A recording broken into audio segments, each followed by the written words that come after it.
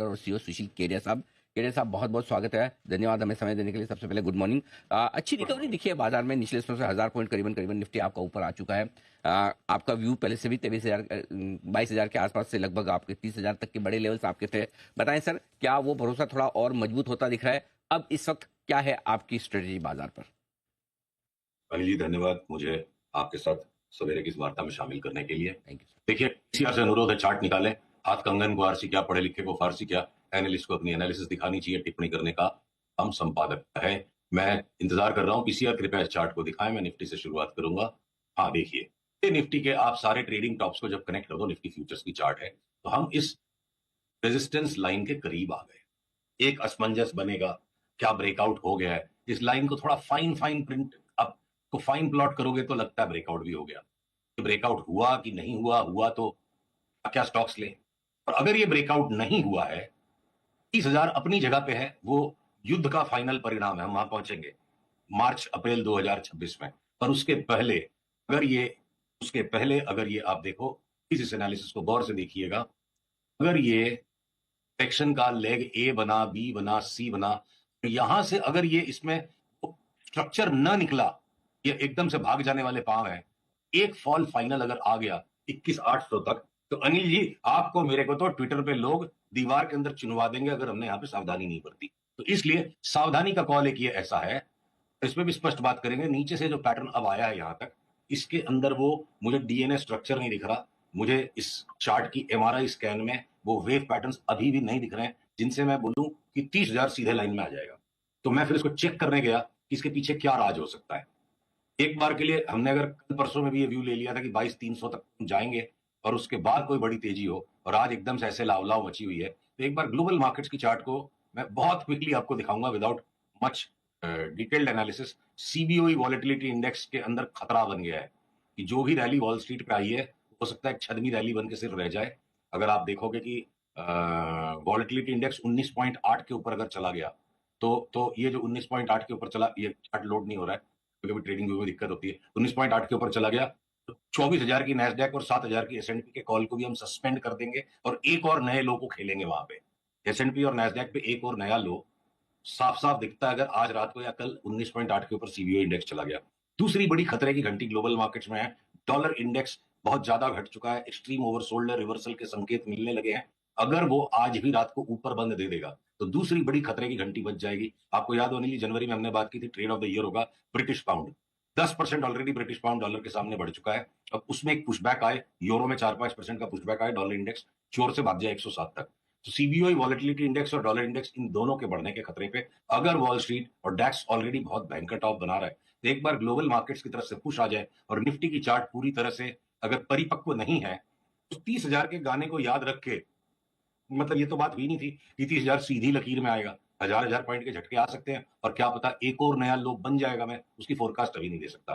तो for the time being परहेज और खतरे के प्रति सजगता और सावधानी से एक एक कदम फूंक के रखना है। अगर 2 दिन बाद भी हमने विवश होकर दोबारा से माल ले लिया ओवरबॉट निफ्टी की चार्ट पे भी, तो 2% ऊपर लेना प्रेफर करेंगे। आज के आज नहीं लेंगे, 1-2 दिन हम वेट करेंगे ग्लोबल मार्केट का रिवर्सल वर्कआउट होता है या फेल होता है। परफेक्ट।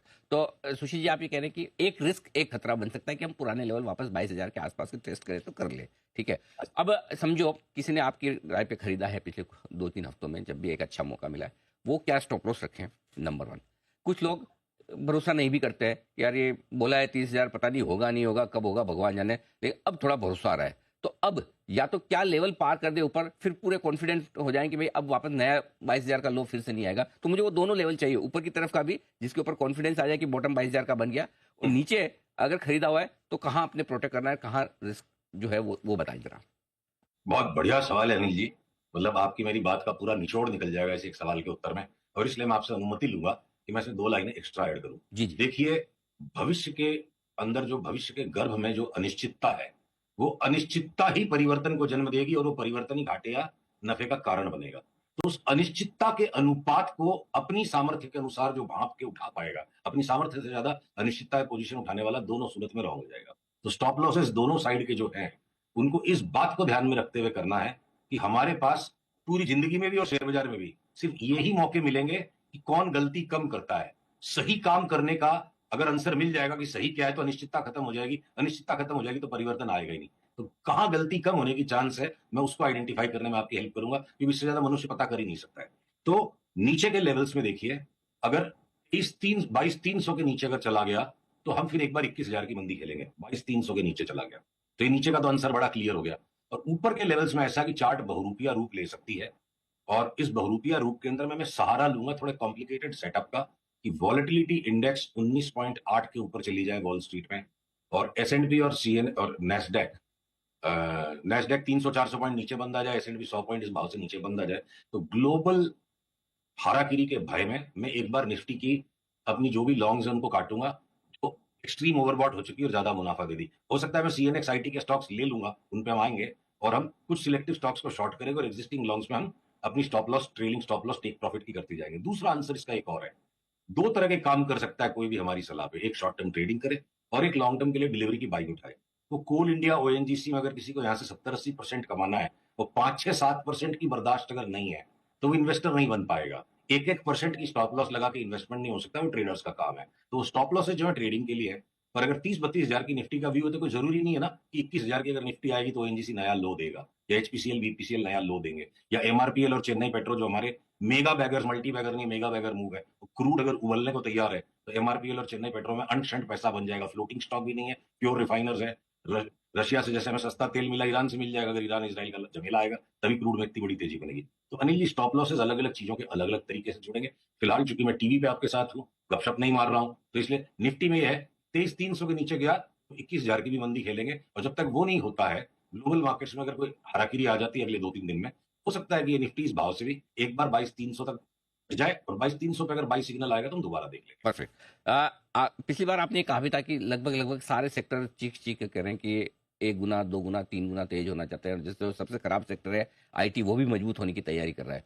तो अब बताएं सर, इस वक्त फिर क्या मजबूत है, क्या कमजोर है, खरीदना कहाँ पसंद करेंगे, बेचना क्या चाहेंगे आप? मैं कोटक महिंद्रा की चार्ट से शुरू करूंगा, क्योंकि अभी सारी चारों तरफ सबके मन में चंचलता है, तो खतरनाक बातों को पहले कर लेना चाहिए। एक बार पीसीआर से अनुरोध है, वापस इस कोटक की चार्ट को दिखाएं। देखिए, बहुत बड़ा बिंदु मैं आपके सामने रखना चाहता हूं कोटक की चार्ट पे। ये देखिए, इसकी लॉन्ग टर्म चार्ट आ गई वीकली टाइम होराइजन पे।